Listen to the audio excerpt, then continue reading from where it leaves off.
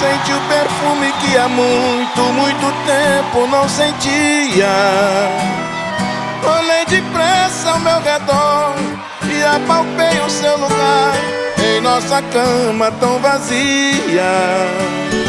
Eu que cheguei de um sono bom, chorei ao ver tudo acabado, tanto amor, tanta doçura. Mas o perfume era real e acreditei estar ali, sua presença de ternura. E de repente vi você sair com a toalha no teu corpo.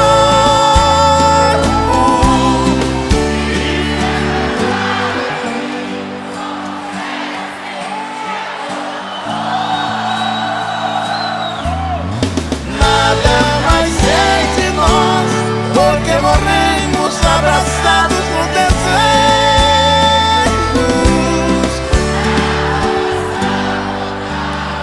perdidos na loucura desses beijos.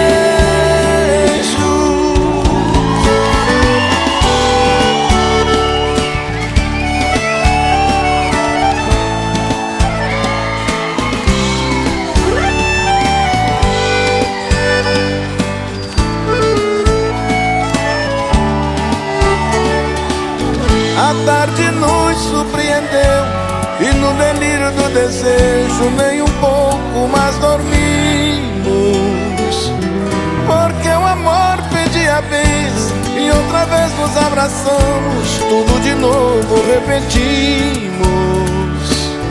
E nesse fogo da paixão vivemos 24 horas sem sair de nossa alcova.